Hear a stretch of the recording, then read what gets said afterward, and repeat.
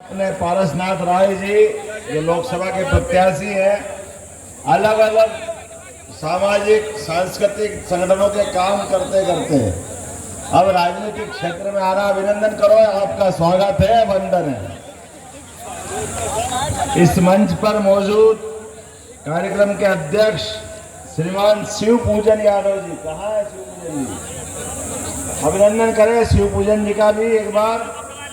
भाजपा के जिलाध्यक्ष सुनील सिंह जी, राज्यसभा सांसद डॉक्टर संगीता बलवंत जी, विधान परिषद के सदस्य श्रीमान विशाल सिंह जी चंचल, जिला पंचायत अध्यक्ष श्रीमती सपना सिंह जी, जिला प्रभारी राकेश त्रिवेदी जी, लोकसभा संयोजक कृष्ण बिहारी जी, इस अवसर पर लोकसभा प्रभारी श्री आरपी कुशवाहा जी, पूर्व एमएलसी केदार सिंह जी, वरिष्ठ नेता अभिनव सिन्हा जी, ब्लॉक प्रमुख राजन सिंह जी, ब्लॉक प्रमुख सदर श्री यादव जी, सुहेल देव भारतीय जनता पार्टी जिलाध्यक्ष लल्लन भर राजभर।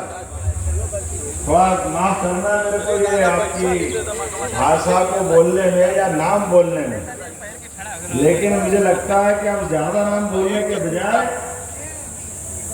के कारण से किसी का भी नाम रखते हैं तो नाम को अतीत के अपने गौरवशाली पक्ष से जोड़ते हैं। उसको लोग सनातन धर्म कहे, सनातन संस्कृति कहे, हिंदू संस्कृति कहे, लेकिन उस आनंद में डूबने के लिए पूरे जीवन आप नाम बुलाते बुलाते भगवान के नाम के आधार पर परमात्मा की दया से जब शरीर छूटे तो भी भगवान का मुंह अपना नाम भगवान की तरह से मुंह में आए और मोक्ष की प्राप्ति हो जाए। इसलिए किसी का नाम रामचंद्र, किसी का नाम गोपाल कृष्ण, अपने सारे नामों की संस्कृति दुनिया में कहीं ऐसा कोई धर्म नहीं है, इतना अद्भुत धर्म है। मैं बाबा महाकाल की धरती से आता हूँ और आप विश्वनाथ की धरती के आसपास के लोग, दोनों एक ही रूप है। तो एक बार जयकारा बाबा विश्वनाथ भगवान की, महाकाल महाराज की। राम और कृष्ण की धरती के लोग हैं तो भगवान राम और कृष्ण भगवान की। मैं बात की शुरुआत करने के लिए सिरे मिला रहा था कि कहां से शुरू करना चाहिए, कैसे बात करना चाहिए।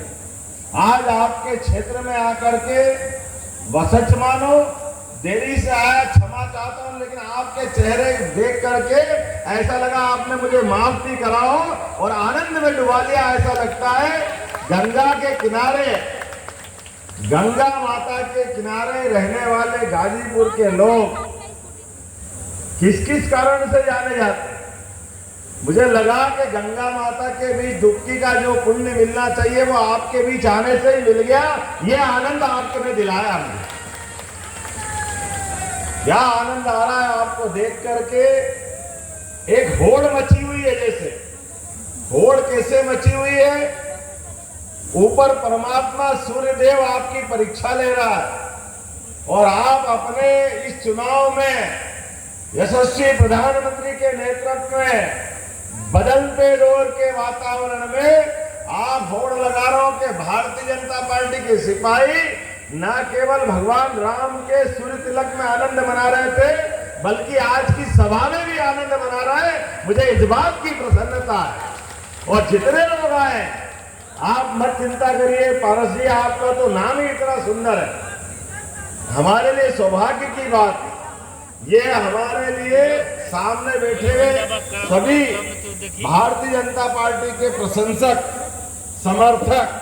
अब यहाँ चुनाव अगर करा जाए तो चुनाव किसके बीच हो रहा होगा।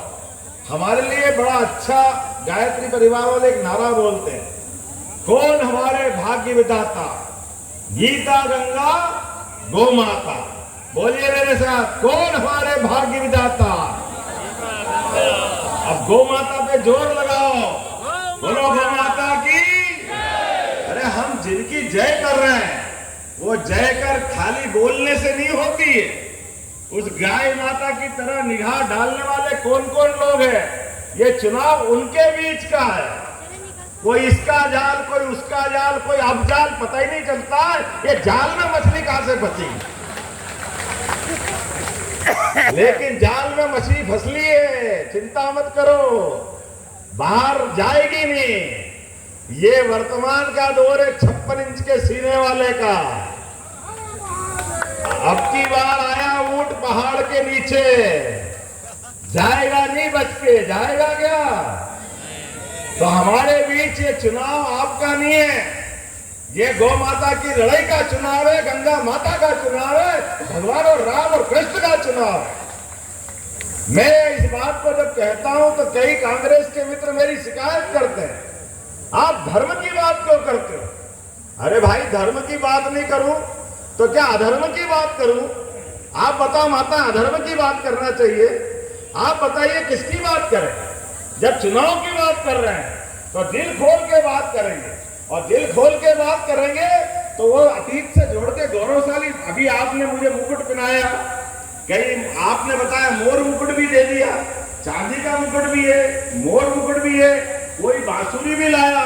लेकिन मित्रों, मैं आपसे एक बात जरूर बताना चाहूंगा, हम भगवान कृष्ण का जीवन देखें। बांसुरी उनने तब तक ही बजाई जब तक कि गौ माता का संग रहा, लेकिन जैसे कंस वाले लोग आए हाथ में उनके, तो कंस के संहार के समय उनने बांसुरी एक तरफ रख दी और अपने दूसरे हथियार सुदर्शन चक्र से इनका काम तमाम चालू कर दिया। जेल की बांसुरी तो तभी बजेगी जब तक कंस और कंस की वृत्ति के लोग खत्म नहीं होंगे। कंस वाले लोग उनके मुकाम पे जाएंगे, और ये भाजपा के लोग कीचड़ में कमल ऐसे ही नहीं खिलाते हैं। हमारे लिए वे सौभाग्य की बात है। हम सब जिनको मानते हैं, जरा उनके अतीत को देखें, भगवान राम को देखें, जिनने जीवन में सदैव संघर्ष किया, अलग अलग प्रकार की उनकी परीक्षाएं हुई, लेकिन उन्होंने धर्म का मार्ग नहीं छोड़ा। अपने आप के जीवन से सदैव उनने अपनी मर्यादा का पाठ पढ़ाया। लेकिन हमको मालूम है वो 17 लाख साल पुरानी बात, वो थोड़ा ज्यादा पुराना हो गया त्रेता युग, द्वापर जरा नजदीक है, ये 5000 साल पुरानी बात है। दोनों एक ही थे, भगवान राम हो या भगवान कृष्ण, दोनों में कोई अंतर नहीं है। लेकिन दोनों में जो मूल अंतर है, एक ने अपने जीवन में मर्यादा का धारण करके, मर्यादा की सबसे बड़ी पराकाष्ठा करके दुनिया के अंदर अपना जीवन का आदर्श उत्पन्न किया, और दूसरे हुए गोपाल कृष्ण। आप भगवान की प्रतिमा तो देखो, क्या प्रतिमा है, क्या आनंद आता है। उनके ऊपर के अंग से लेके नीचे तक के हर अंग में एक मुस्कुराहट है, एक आनंद है, और एक बांकापन है जो दूसरों को सीधा कर देता। हमें इस बात का आनंद आता है। गोपाल कृष्ण भले ही थोड़े अपने आनंद में डूबे, लेकिन जो जो उनके सामने आया आड़ा तिरछा, तो ये माखन मिश्री और मेरे हाथ में हथियार दे के लोग आनंद ऐसे ही नहीं लेते हैं। मुझे इस बात की प्रसन्नता है, यदुवंशियों ने जब जब अन्याय हुआ, जब जब आतंक बढ़ा, जब कोई गलत मार्ग पे गया, उसको सही मार्ग में लाने की अपनी बड़ी भूमिका हजारों साल से अदा की है। और वो परंपरा बंद होना चाहिए क्या? आप बताइए, बंद होना चाहिए क्या? हमको ये लगता है कि हमारा प्रत्याशी कोई बने तो वो गीता को सिर पे लगाने वाला होना चाहिए कि नहीं होना चाहिए? कि गीता से नफरत करने वाला होना चाहिए? आप बताइए, भगवान कृष्ण ने उनके जीवन के कितने अलग अलग पाठ से हम सबको सीख दी। हमारे तो आराध्य है ही, लेकिन वो पूरे देश के आराध्य भी है। पूरे देश के अंदर भी जब जब भी गलत काम हुआ, जब जब अन्याय हुआ, वो सदैव साथ में खड़े होकर के और साथ में खड़े होकर उनने हमेशा धर्म की जय की। मुझे इस बात का और आनंद है, आप तो इतनी बड़ी संख्या में हो। माननीय मोदी जी ने ऐसे ही नहीं कहा सबका साथ सबका विकास, उनने डंके की चोट कहा सबका साथ सबका विकास, सबका विश्वास सबका प्रयास। तो उज्जैन जैसी जगह, छोटे से स्थान पर बहुत थोड़ी सी संख्या में भी आपके जैसे इस परिवार के बच्चे को उठा करके सीधे 8.5 करोड़ का प्रदेश का पूरा मुख्यमंत्री का काम हाथ में दिया है।